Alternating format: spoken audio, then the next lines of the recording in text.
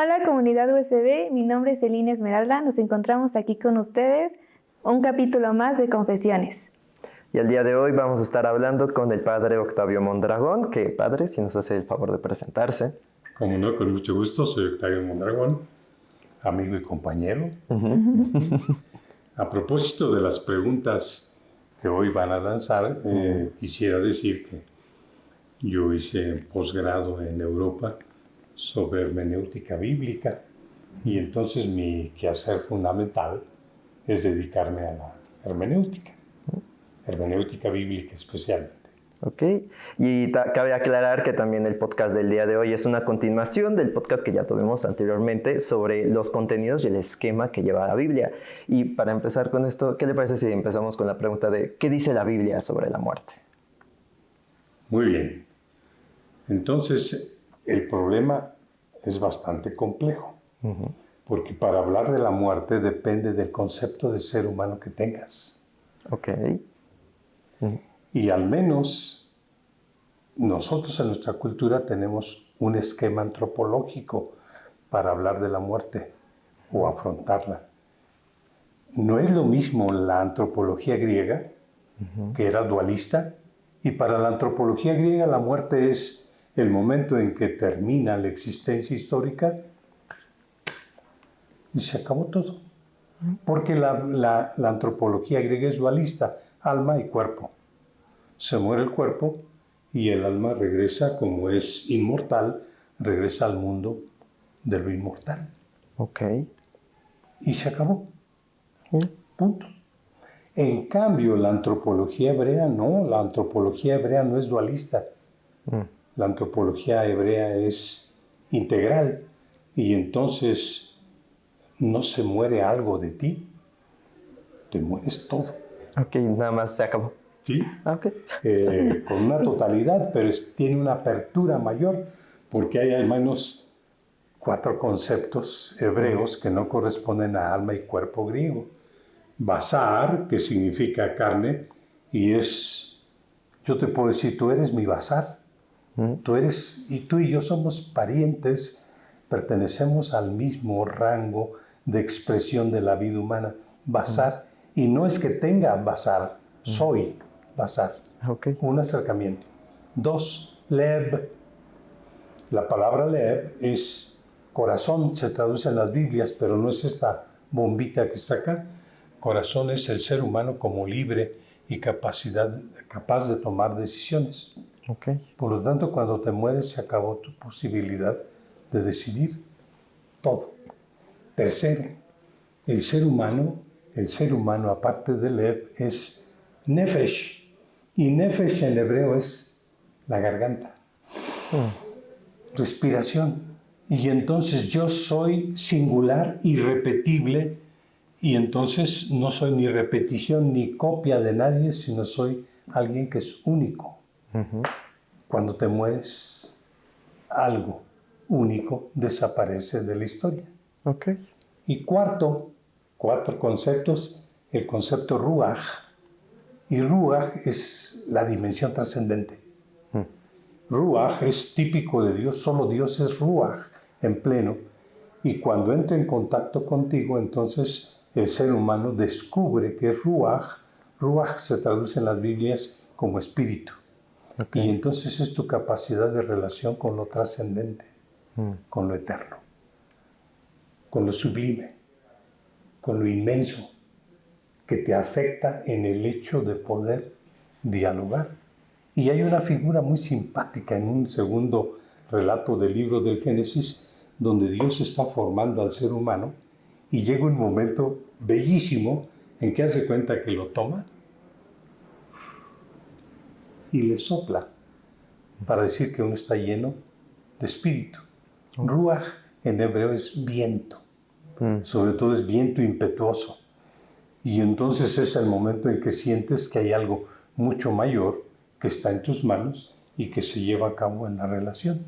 Por lo tanto, tenemos como 2 visiones de el cristianismo y el Nuevo Testamento depende de la antropología hebrea. ¿Sí? Después, con el tiempo, a partir del siglo II, III, en contacto con Roma y en contacto con Grecia, la antropología griega empezó a integrarse. Nunca logró pegar bien, pero actualmente nosotros tenemos visión antropológica griega en muchos momentos de la religión, en muchas explicaciones y en muchas formas de entender la antropología. ¿Está bien? Por lo tanto, si preguntamos por la muerte, hay que saber qué antropología estamos usando. ¿La actual, la griega o la hebrea? ¿Está bien? Pero entonces tenemos que saber cuál se va a ocupar. Sí, exacto. ¿Con cuál perspectiva estamos hablando de la muerte? ¿Con la perspectiva de la antropología hebrea, con la perspectiva de la antropología griega o con la perspectiva, por decir? Hay una perspectiva fundamental desde Martin Heidegger, y la perspectiva es que uno no se muere un día, sino que nuestra fragilidad es estructural y entonces no experimentamos la muerte en un día, no cada día experimentamos una vida con su suprema fragilidad y por lo tanto cada día estamos enfrentando la vida y la muerte. Okay. Entonces depende cómo nos ubicamos. Y si tienes la antropología, por decirla, de los existencialistas, que es una antropología muy fuerte, entonces el problema ya no es si la muerte, el problema es la vida. Con una pregunta fundamental: ¿qué es lo definitivo? ¿Que mi vida sea parte de la muerte o que la muerte sea parte de mi vida? Eso es fundamental. Sí, bueno, se conoce que Dios es el único que te puede juzgar, ¿no? También. Entonces, en la muerte, ¿cree que nos juzgue por lo que hicimos aquí en la vida? En la muerte hay algo fundamental. La muerte es el encuentro definitivo con Dios. Decimos nosotros que Él nos juzga, pero no. Haz en cuenta que te lo encuentras de frente y dices: uy, ¿no somos iguales? Algo de lo mío no corresponde con lo que estoy viendo. ¿Sí? Y entonces llega el momento de la diferencia. Hay cosas en mi vida que no corresponden a tu presencia. Hay cosas que sí, y hay cosas que se quedaron en indefinición.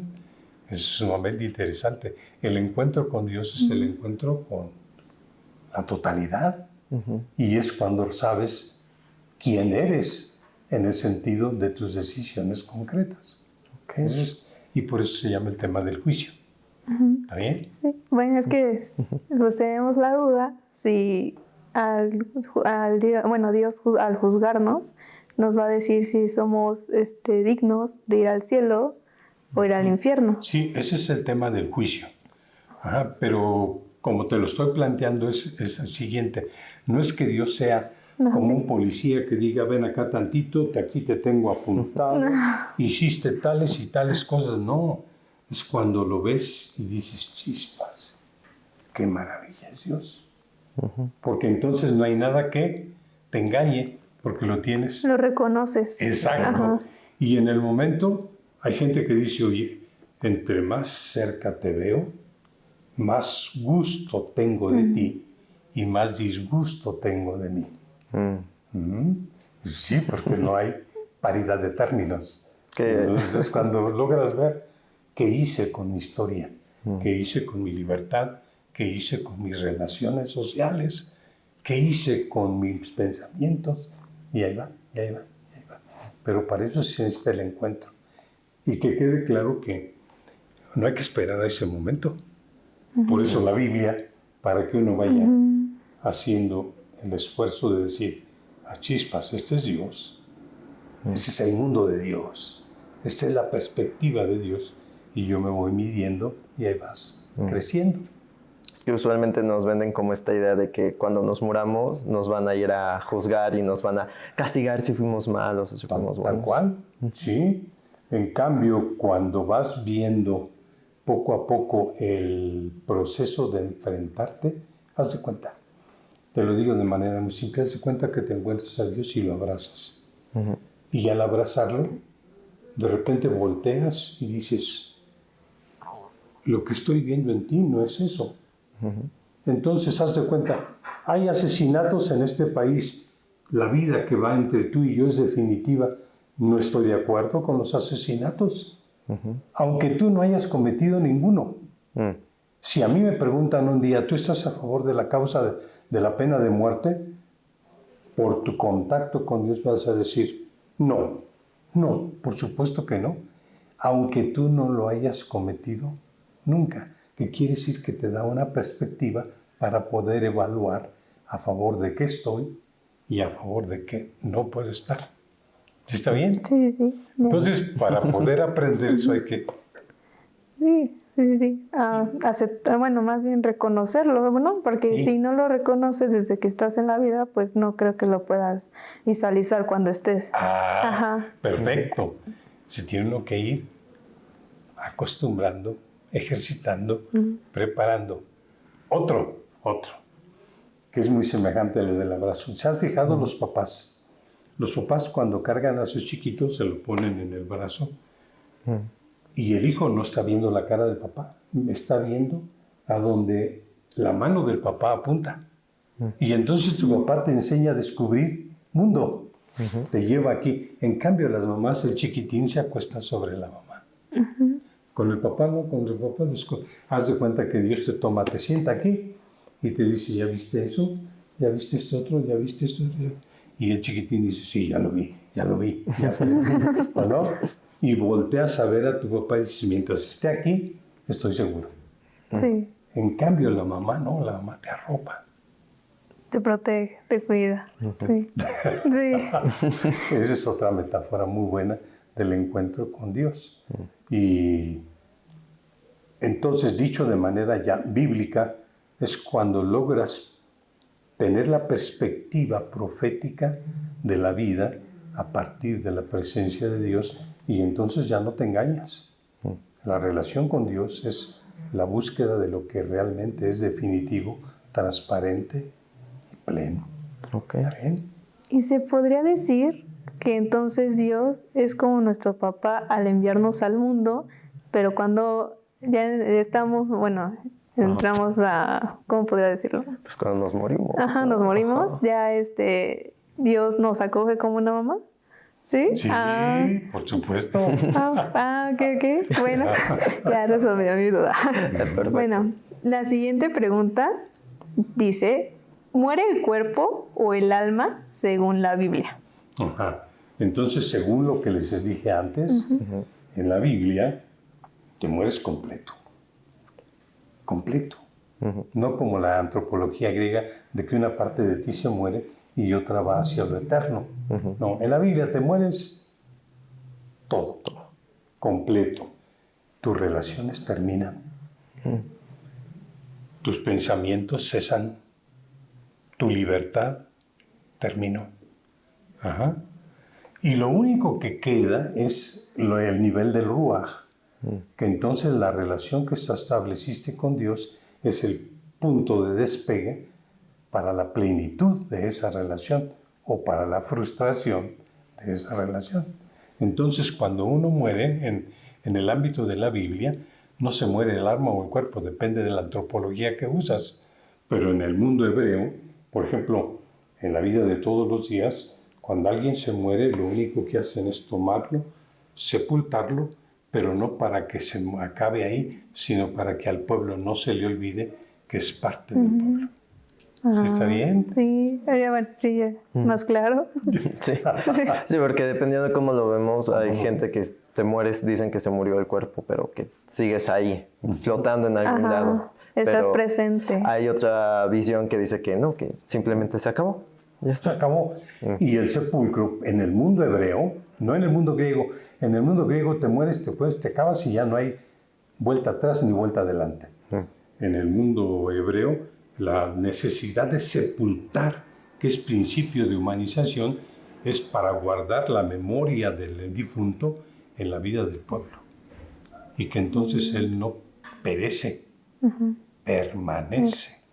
Pero no es de que esté ahí rondando. No, absolutamente. Solo reconocerlo, que estuvo aquí. Sí, se llama la memoria del pueblo a partir de una presencia. Y el pueblo te mantiene en la memoria. Sí, Ajá. Por eso dice el hijo de. sí. Y el hijo de este que murió es el hijo de. Eso es fundamental. Okay. ¿Sí? Y eso es importante para Dios, que nosotros lo reconozcamos. Sí, es fundamental. Pero Dios nos hizo libre. Entonces te explico. Porque puede quedar olvidado. Sí, por supuesto. Ajá. Dios se presenta de este tamaño y tú estás aquí y te hizo libre. Se expone. Si tú quieres entrar con Él en comunión, está perfecto. Si no quieres, te sigues de frente. Y tú eres autónomo.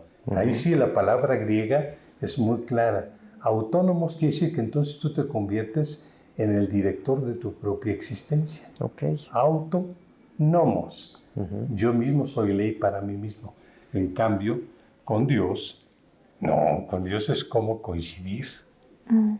Pero eres libre para coincidir. No estás obligado. No. No. No. Dios no se impone, se expone. Oh. Sí, es que sí. Es que siempre nos ven esta imagen de hazle caso a Dios. Bueno, sí. pues que ¿dónde lo veo? ¿Quién me pasa O su de mensaje? que no creen en la iglesia, creen en lo que dice Dios, pero a través de la Biblia. O sea, no van a la iglesia, pero hacen ¿cómo se llaman? Las actividades, ¿cómo se llaman? Sí, culto, liturgias, Lo etcétera. que indica Dios. Sí, las leyes. Y de eso que estás diciendo es muy claro. De repente uno piensa, porque así nos lo han transmitido, ¿verdad?, que Dios es como una especie de policía. Te estoy viendo. Ya te voy a cachar. No, Dios se expone y detrás de Él te pinta y te presenta el mundo como Él lo ha ido forjando y te presenta el futuro como desafío, no como definición absoluta, sino como desafío para construir juntos. Ok. Pero eres libre que le digas, ¿sabes qué? No, no. Y no te va a triturar ni te va a aniquilar, porque entonces se negaría a sí mismo. No, al contrario. Entonces eso lo tenemos que tener muy en cuenta. ¿Está bien? Ok. Sí. Bueno, ve que, no sé si la he escuchado, pero que las almas reencarnan, o sea, para corregir lo que hicieron en su otra vida. Perfecto. Sí, eso es típico de las culturas orientales y entramos en otro proceso antropológico, que es el oriental, del lejano oriente. Esas son religiones cósmicas. La nuestra, me refiero al judaísmo, cristianismo, no, son religiones históricas. Ah, ok. Para una religión histórica, la reencarnación es una absoluta contradicción. Tienes una vida, una historia y esa es definitiva. Ok. Punto. Así que aquí se resuelve en la historia de todos los días.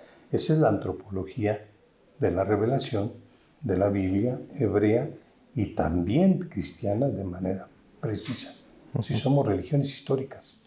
Y si acuerdan, la otra vez les decía que solamente hay 3 religiones históricas. Judaísmo, cristianismo, de donde nosotros venimos, e Islam. Ninguna de las 3 tiene la posibilidad, ni teórica ni práctica, de aceptar una especie de Reencarnación. no. No, porque entonces desapareces tú. O que hay otras dimensiones que tú estás viviendo ahorita, lo del pasado, y otro tú en el futuro, como... Pues sí, son muchas teorías que hay, pero no sé cómo lo ve la Biblia. En cambio, en la Biblia no, porque en la Biblia es densamente histórica. Y al ser densamente histórica, no hay 2 tú, hay uno. Y eso es definitivo.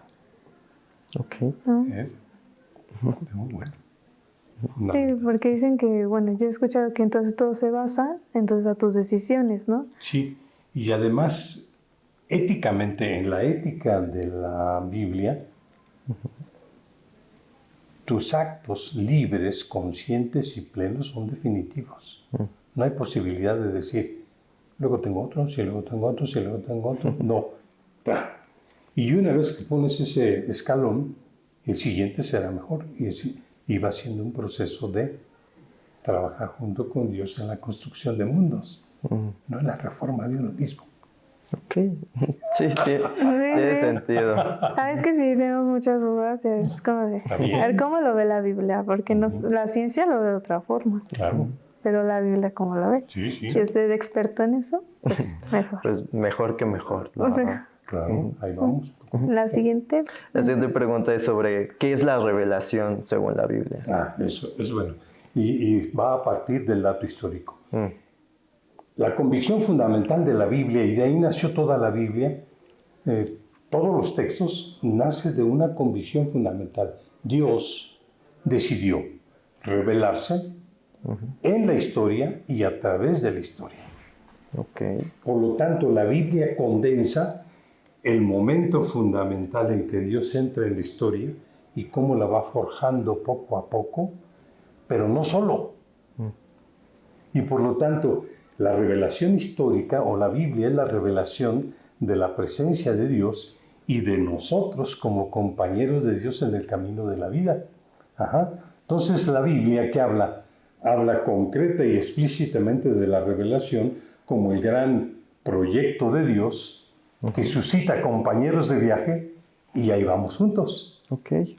Y a partir de este momento, para que esto se mantuviera, entonces la Biblia se fue escribiendo para que la siguiente generación tuviera la noción clara y concreta de, y al mismo tiempo se va adecuando a nuevas situaciones, y por eso tenemos muchos géneros literarios en la Biblia y muchas corrientes, estructuras y etapas en la Biblia. Okay.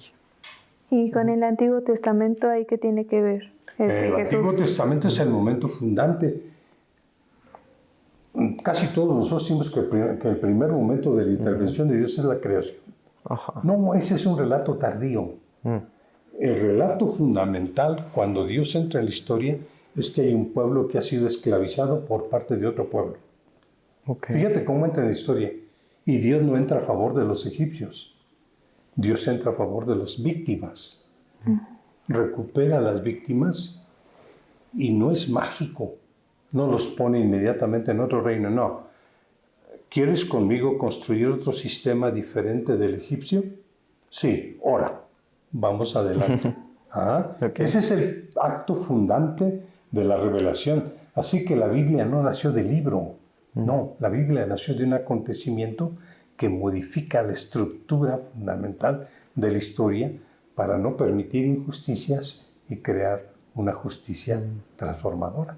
Sí, es que luego nos dicen que la revelación, que algún día a todos nos va a llegar y nos vamos a dar cuenta de lo mal que hicimos. Entonces, ¿cómo funciona eso? O sea, en realidad es más una cuestión de que Dios es el que se va adaptando y es el que se revela hacia las personas. Sí, el hecho de que Dios, fíjate qué increíble, Dios recupera a las víctimas, los esclavos, y al recuperarlos les da la máxima dignidad, les descubre la máxima dignidad, diciendo, ahora tú y yo somos compañeros de viajes. Me acompañas y hacemos historias.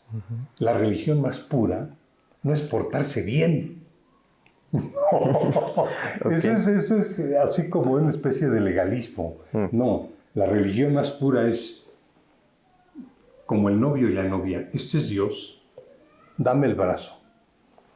Y los dos avanzamos para construir acontecimientos. Y en ese acontecimiento, tanto estás tú como estoy yo. Por lo tanto, la Biblia habla de dos revelaciones. De la de Dios con un compañero que suscita como compañero de viaje y la revelación del compañero de viaje de frente a Dios. Son dos vertientes que hay que tener en cuenta. Pero pues para eso los del pueblo tuvieron que reconocer a Dios y hubieron unos que no lo reconocieron. Hasta su compañero que está en un barco, no me acuerdo muy bien cómo estaba que no lo reconoció y por eso no pudo avanzar hacia él. Te estás refiriendo a Jonás. Ajá. Sí, esa es ahí tienes un ejemplo. Hay bloques históricos en la Biblia donde vas reconociendo cuál es la ruta. Y dentro de ese bloque histórico hay los profetas.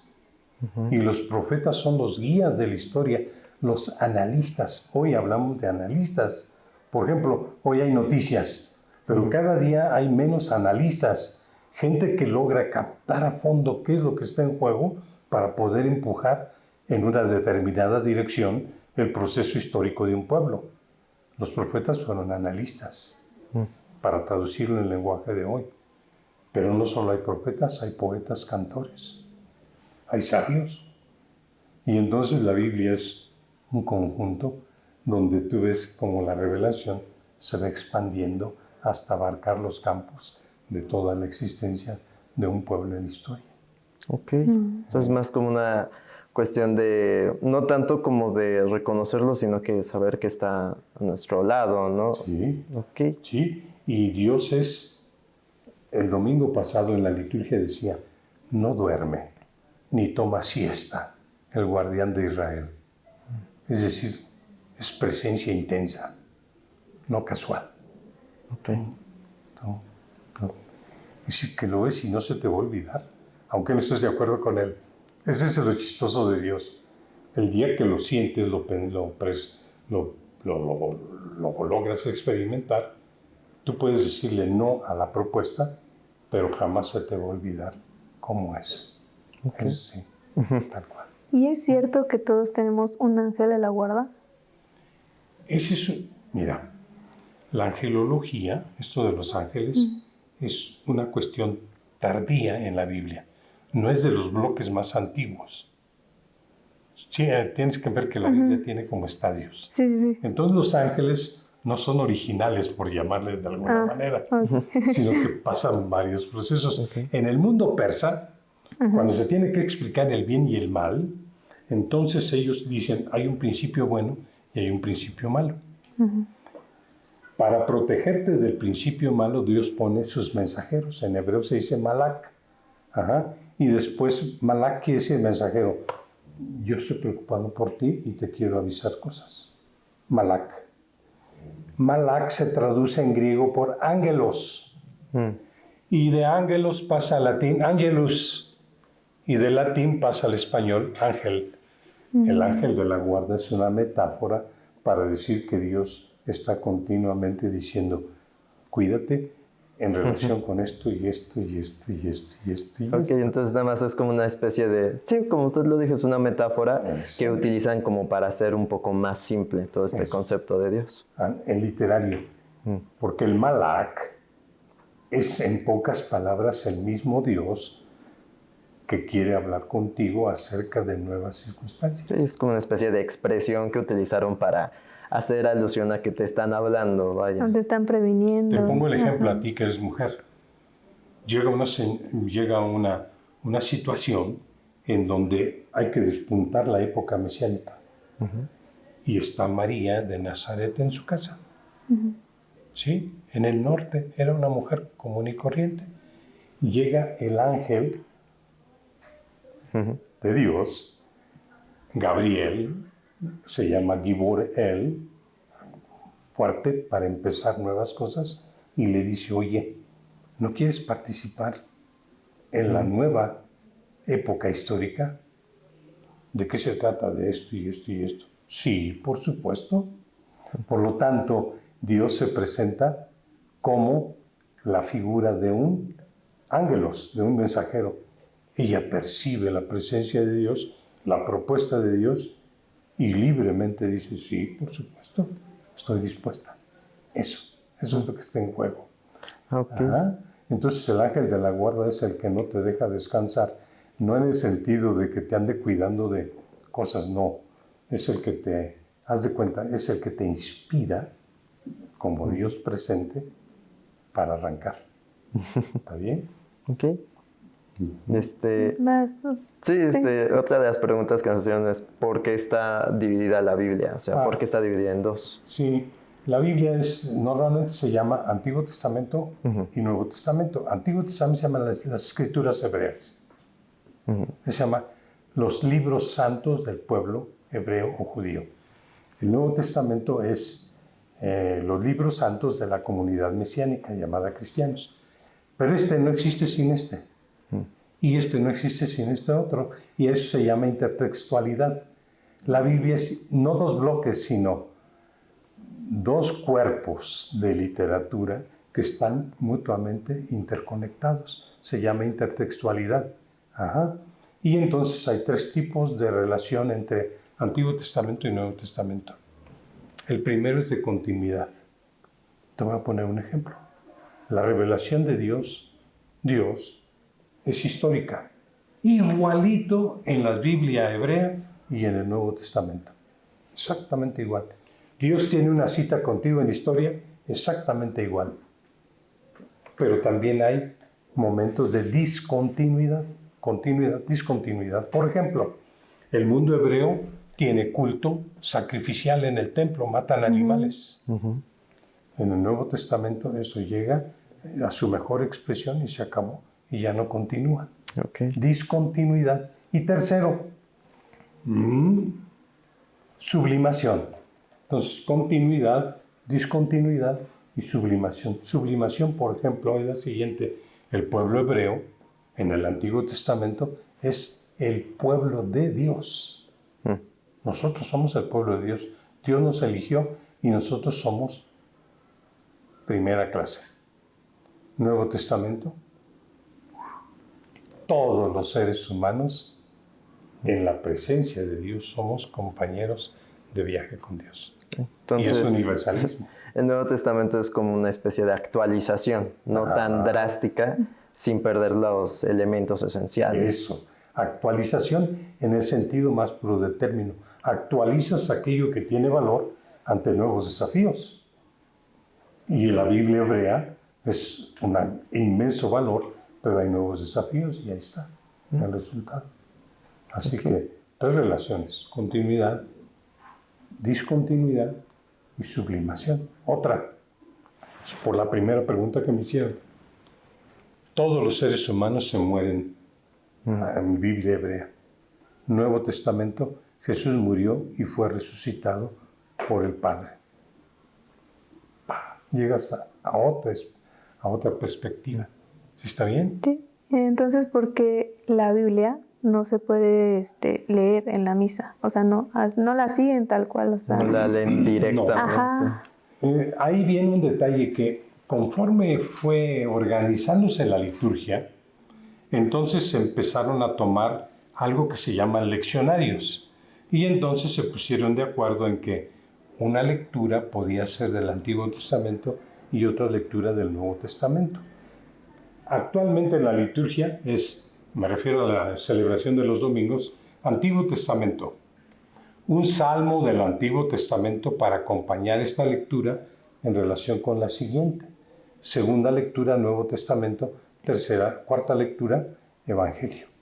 Y entonces tienes Evangelio, una del Nuevo Testamento, una poesía lírica de Salmo y luego otra de Antiguo Testamento. Así se organizó. Con razón. ¿Está bien? Sí. Entonces, si tú vas a misa el domingo, vas a escuchar el tono hebreo, la poesía lírica orante hebrea, un desarrollo cristiano y Jesús de Nazaret. Sí, porque nadie sabe cómo está organizado. Sí, No, es que ¿de dónde lo sacan? Sí, pues te pierdes.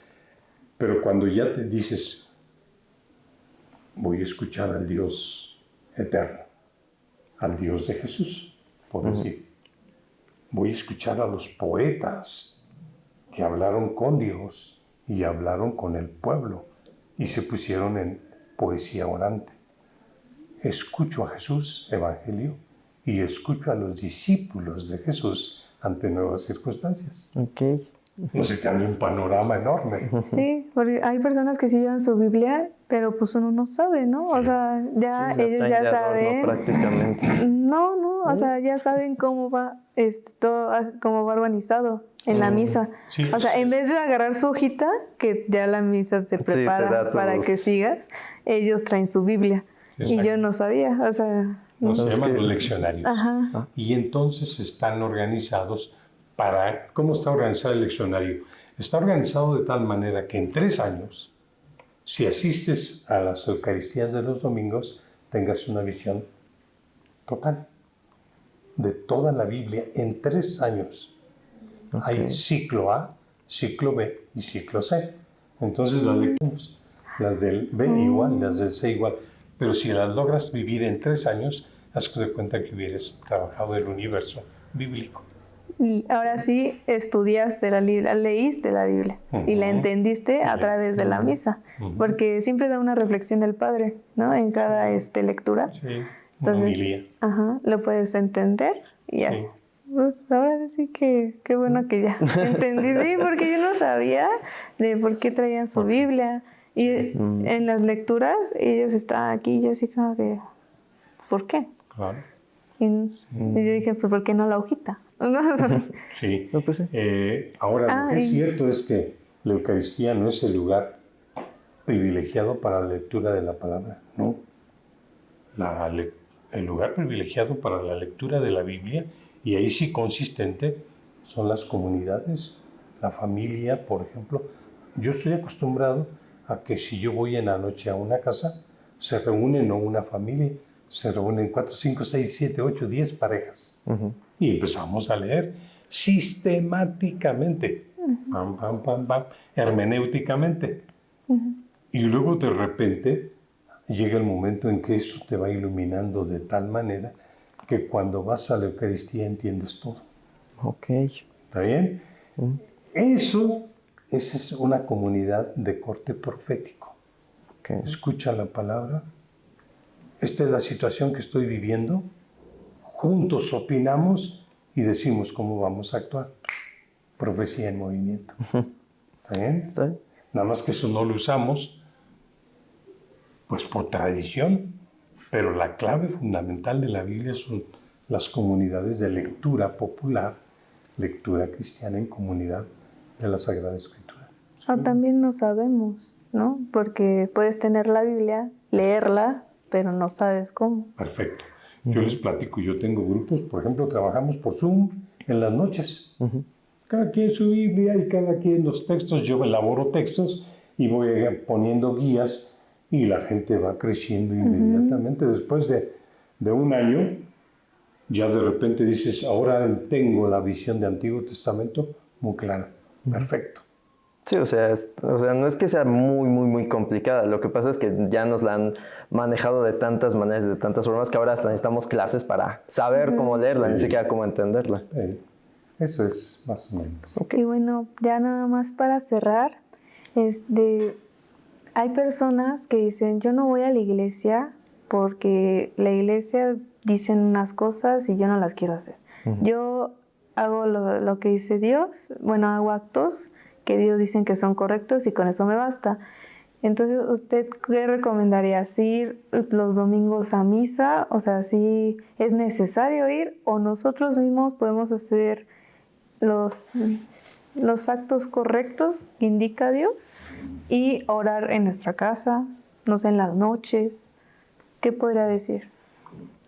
Primero había que perspectivar la Eucaristía, eso que llamamos misa. La Eucaristía es una experiencia fundamental de pueblo, de frente a Dios y de frente a la vida. 3 elementos.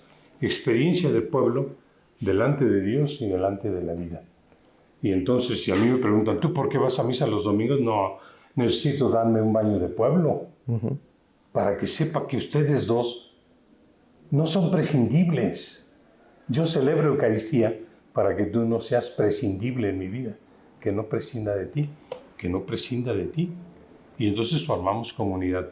Segundo, los 3 escuchamos a Dios. ¡Qué bueno! Y cuarto, no la pasamos en misa, tenemos que salir y ¿qué decidimos? ¿Qué trabajamos? ¿Qué actuamos? Etcétera. Y entonces es un proceso social transformador, lo cual el individuo no lo puede hacer solo, aunque puede hacer cosas buenas. Entonces, perdón. Ay, no. Entonces la misa no es como una cuestión de, ya fui, ya soy bueno, ya puedo volver a ser malo. Es más una cuestión de, es que mucha gente lo toma así como de, o sea, son personas que tienen una vida un tanto, no tan buena, y ya van el domingo y ya se tranquilizan, como si ya no les hubiera pasado nada. Pero el chiste de la misa es esto de juntarlos a todos y compartirlo, ¿no? Sí. Compartir que estamos todos juntos. Sí. Lo que estabas diciendo es sumamente interesante. De repente uno puede pensar que solo resuelve el mundo. No. A partir de la Biblia, la vida cristiana es, lo hacemos juntos, lo sufrimos juntos, lo trabajamos juntos y lo dirigimos juntos. ¿Sí? Ok. Sí, hoy ya ven, hoy el discurso de que cada quien por su cuenta, que va a ser es un engaño sublime. Ajá. No es cierto, nadie es autosuficiente. La prueba concreta es que para hablar contigo y contigo necesito una lengua, que es el español. Y yo no soy el autor del español. Ay. Rayos. ¿Cómo le hacemos? ¿Qué procede? Si yo me pongo a hablar en este momento por decir alemán con ustedes, ya los excluí. Sí. Y va a decir, pues está hablando. Pues no, señor, porque no es el mismo código lingüístico. Se pierde la comunicación. Exacto. Y entonces se pierde lo mejor, que es la relación.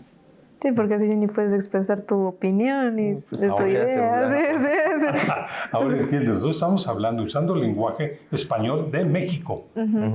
Bueno, la Biblia es el impulso para que puedas hablar a Dios en un lenguaje compartido. Ok. Sí. Sí, ¿Está bien? es entendible. Nos juntamos a través de una creencia, ¿no? Sí. Ok. Sí, ¿Está bien? más o menos. Bueno, ¿tiene otra duda? No, ¿Otra yo pregunta? ya ¿No? estoy bien servido.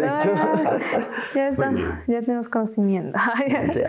No, Sí, ¿qué? sí. ¿Quiere agregar algo más, padre? No sé. No, muchas gracias. Una Después ya recomendación. tendremos otra oportunidad. Sí, las recomendaciones ya se las hice el otro día. ¿Quieren empezar a leer la Biblia personalmente, aunque sabiendo que lo personal está desbordado por el mismo libro? Primero, cuando lean un libro, no lean pedacitos. Hay que leer obras completas. Ok. Porque el autor crea su propio lector y no lo crea a pedacitos, lo crea con la obra total. Hagan de cuenta que un abuelo le está platicando una historia y escuchas. Esa es la primera lectura. La Biblia no se entiende inmediatamente. Segunda lectura, empiezas a decir, caray, aquí hay un personaje, aquí hay un acontecimiento, hay otro personaje, hay este otro tipo de personajes que de dónde salieron y empiezas a tener los actantes, personalidades en la Biblia y te empiezas a identificar, este sí me cae bien, este no, este tampoco. Con este siento empatía, con este siento simpatía, con este siento apatía. Ni yo. ¿Qué siento? ¿Qué siento? O si no, simplemente antipatía. Por decir un dato muy simple, si tú en la Biblia encuentras un tipo que es traicionero con el pueblo, no te puedes identificar con él. Pues no. Sientes antipatía, pero ya tomaste la obra del autor. Segunda lectura. Y tercera lectura, ya de repente empiezas a leer el texto y aquí empiezas a decir, a chispas, este es Dios que está tocando a las puertas de mi existencia. Así que la lectura tiene que ir con su propio movimiento. ¿Está bien? Bueno, nos había comentado que usted hace por Zoom o por leer la Biblia. Sí, el estudio hermenéutica bíblica para todas las personas que quieren crecer en eso. Me acaban de mandar un mensaje, si nos vemos hoy en la noche, y hoy en la noche tengo de las 8 a las 9:30 de la noche, Zoom, con familias y cada quien en su casa por la pandemia, y a dar. Y ese podríamos comunicárselo a la comunidad USB, los que estén interesados. Sí, no está, como diría, prohibido, pero tiene una virtualidad. Cada grupo tiene su propia historia. Ok. Y entonces cada grupo tiene hay un grupo que dice, nosotros queremos Antiguo Testamento. No, nosotros queremos más bien Nuevo Testamento. Hoy, por ejemplo, ayer me están proponiendo que haga sesiones de Nuevo Testamento en Italia. Yo desde México y los otros en Italia. Nuevo Testamento. No, nosotros más bien queremos investigación acerca del contexto del Nuevo Testamento. Perfecto. Y entonces cada grupo tiene como su historia a partir de sus necesidades y después ya se van como emparejando poco a poco. Después de un año, entonces sí los grupos pueden coincidir. Sí. Ah, bueno. Bueno, pues si Pero los... si, por ejemplo, hubiera la oportunidad de que dijeran 10, 12, 15 estudiantes de la USB, Exacto. Ajá. Los ¿queremos formamos hacerlo? ahorita. Lo hacemos. Ah, ok. Pues sí, por supuesto. Bueno, pues ya saben, podemos Ya hacer escucharon. un grupo en Meet. Zoom. Por Zoom. Sí. Por Zoom. Y ya para Sí. que nos pueda explicar cómo usar la Biblia. Sí, perfecto. Nosotros que somos de una escuela pues católica y que pues aquí tenemos la ventaja de que tenemos la capilla Sí. y podemos orar y podemos aprender un poquito más. Sí, sí, con mucho gusto. Yo estaría dispuesto, pero como digo, no puedo hacerlo de manera presencial porque necesitaríamos tener un lugar. Antes las casas de las familias eran lo No, normal, pero vino la pandemia y No, pero pues ya para que los alumnos puedan ir a la capilla teniendo conocimiento ya de cómo usar la Biblia, ¿no? sí, No estaría mal. sí, sería una buena oportunidad. Es cuestión de pensar. Porque también muchos no se acercan porque aquí no te dan un folleto, no te dan... No, estamos medio Ajá, es escondidos, como la de, verdad. Bueno, sí hay horarios, pero pues, ¿qué voy a hacer? ¿Qué voy a hacer? Imagínate qué maravilla. Los sábados en la tarde tengo un grupo y hay gente de Monterrey, gente de Durango, gente de Zacatecas, gente de Querétaro, gente de Toluca, del Distrito Federal, y el grupo original era de Tenancingo, Estado de México. Y ahí de Puebla también. Si quisiéramos hacer una presencial sería imposible. Sí, no. Dice cómo juntas a gente De tantas partes. No se puede. Y tengo otro grupo en que nos reunimos de América Latina, Honduras, Salvador, Colombia, Brasil, Chile, México. Pues no los puedo reunir presencialmente, pero ahí vamos. Ya llevamos más de 1 año y medio trabajando. Bien. Okay. Bueno, pero si se une el grupo, sí nos va a apoyar, ¿verdad? Sí nos va a apoyar. Sí. Bueno, pues esto sería todo. Le agradecemos mucho al Padre por respondernos estas preguntas y dudas aparte de nosotros Sí, la verdad. Sí, es que es complicado esto de la ciencia, la Biblia, o sea, cómo lo ve Dios, Sí. de que creemos que nos va a juzgar y todo. Entonces, pues gracias por contestarnos nuestras preguntas. Sí. Y bueno, esto sería todo y pues hasta luego, nos vemos. Hasta luego. Pase bien. Pase bien. Hasta luego.